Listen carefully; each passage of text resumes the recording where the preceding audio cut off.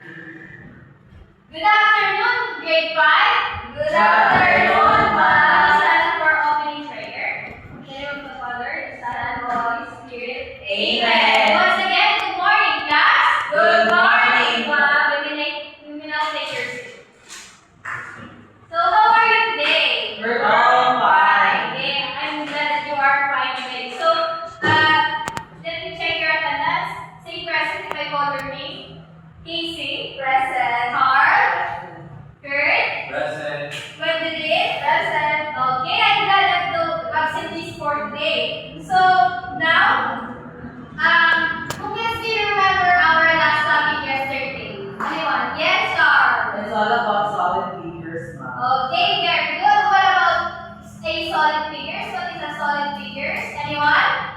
Yes, Carl? Solid figures is a three-dimensional shape, ma'am. Okay, very good. I'm glad that you remember our topic yesterday. So now, first thing first is our lesson rules. I will introduce you to our lesson rules for you to follow throughout our discussion. Do you understand, class? Yes, ma'am. Okay. Rule number 1 is be kind to others.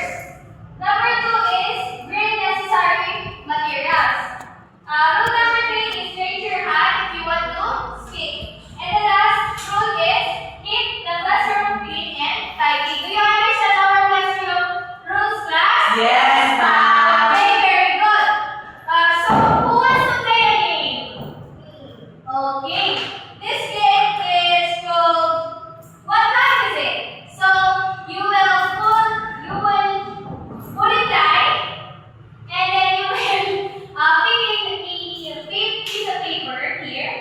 A piece of paper including the time, and you will convert it into a 12-hour, either a 2-hour clock or a 24-hour clock. Do you understand, class? Yes, ma'am. Okay. Please put it live. Please stand up. Verse 1, what did you want?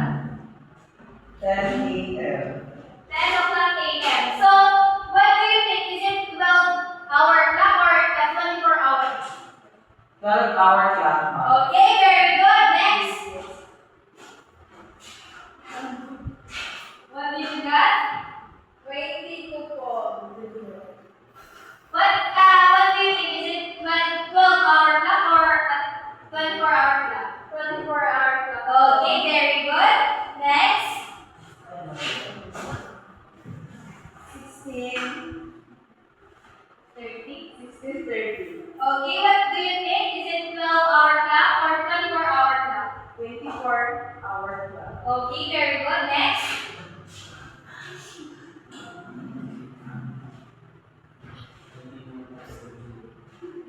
Is it a 12-hour clock or 24-hour clock? 24-hour. Okay, very good. All your answer is correct. So, I know that you all have an idea of our topic today. So before we begin our discussion, let's have an activity first. Okay. For this activity, you will convert the following time measure and write it on your paper. Okay, you will now start now. Okay. Are you done, class? Yes, ma'am. So answer number 1. Carl. 1 year is equivalent to? 12 months. Okay, very good. Number 2 was to answer? Yes, Casey? 31 days. 31 days. 1 month is equivalent to 31 days. Last number, who wants to answer the last number? Yes, sir. 1 minute is equivalent to? 60 seconds. Okay, very good. 1 minute is equivalent to 60 seconds. Now, do you have any idea what will be having our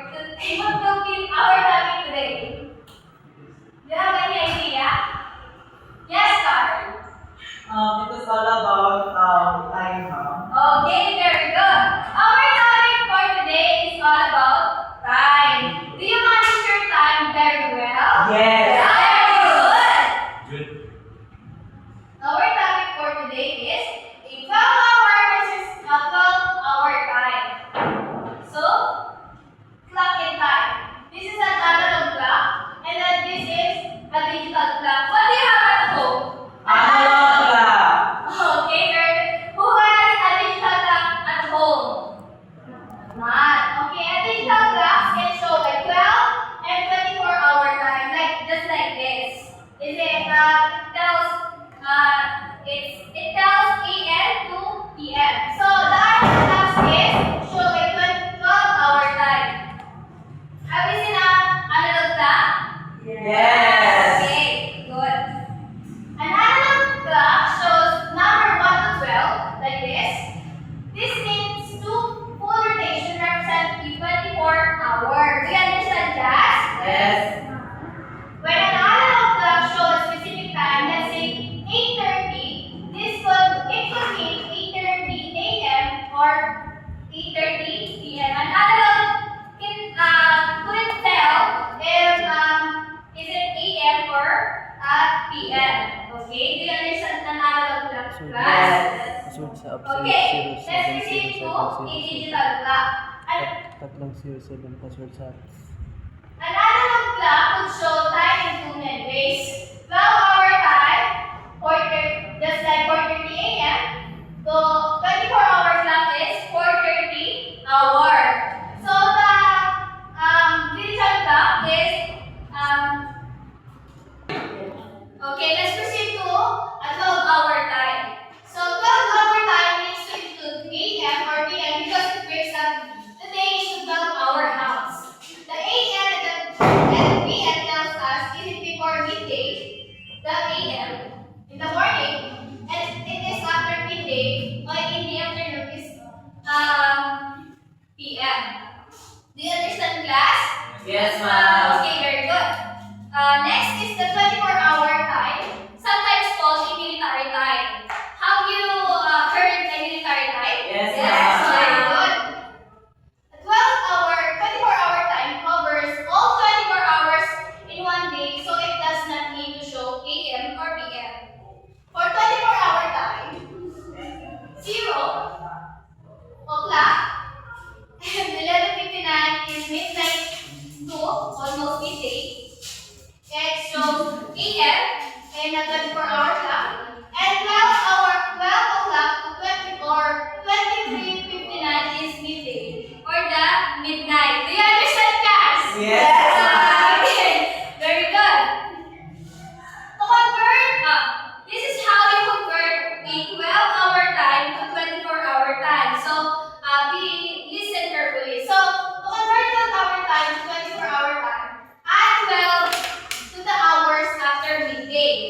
For example, 2 o'clock p.m. is after midday. 2 plus 12, the 12-hour, is 14. This means 2 o'clock p.m. is 14 in 24-hour time. Do you understand, class? Yes, Very good. This is how you convert a 24-hour time into 12-hour time. Listen carefully. To convert 24-hour time to 12-hour time, subtract 12 from the hours after midday. So in the 12-hour clock, we to convert in the 24-hour clock,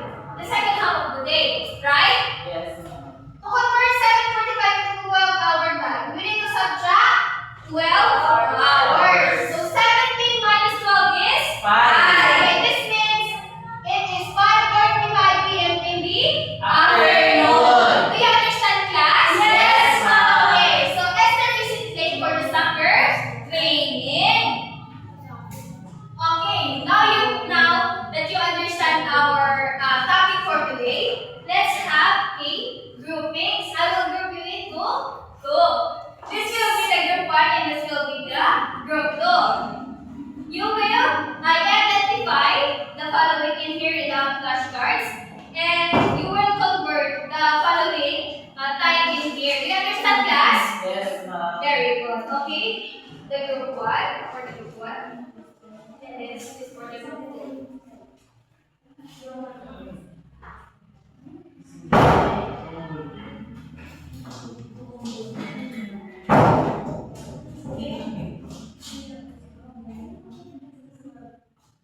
Okay. For group 2 pala, right? So our clock and the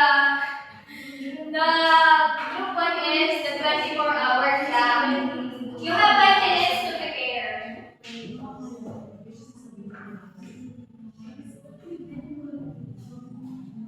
Are you done, class? Yes, ma'am. Okay, group 1, you may now present your work.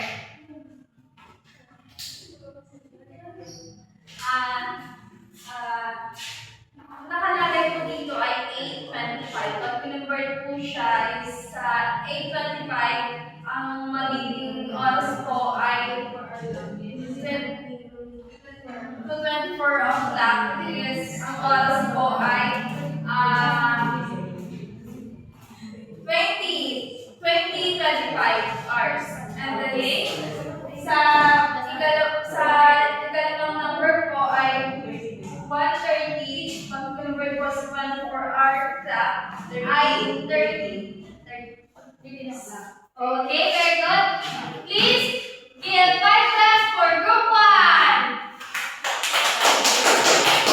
Okay, group 2, you may now present your work. Okay, so our group got a 12-hour clock. Identify and convert time. So number 1 is 7 to 10. So if you convert it into a 12-hour clock, it will be 8:5:10, and that is 23:40. So 23:40, if you convert it into 12 hours, it will be 11:40. And next is 0:00. So the equivalent of this is 12 hours. Okay. And fourth is 22:30. So the equivalent of this is 10:30. So that's all. Okay, very good. Group 1, can you please give 5 claps for group 2? Okay, now that you are ready to our activity, so you will answer this activity. Please get your notebook and answer this in your notebook. This activity is called What Time Is It? Okay, for our activity, write your answer in both 12-hour and 24-hour formats. Okay. Are you done, class? Yes, ma'am. Okay, who wants to answer number 1? Carl? Number 2?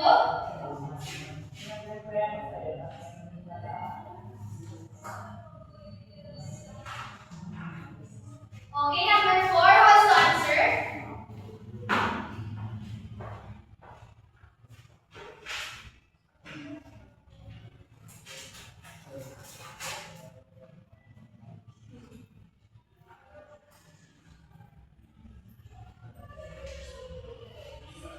Okay, let's check your answer if it is correct. So, for number 1, e-digital class shows 14:30. 12-hour clock is 2:30. Is it correct? Yes, ma'am. Okay, very good. Last number, an analog clock shows 3:20 p.m. Is it correct? Yes, ma'am. Very good. I'm glad that you understand our topic for today. So I hope you manage your time very well and use it in your everyday very well. Okay. For your assignment, get your notebook assignment, and you will copy this. For your assignment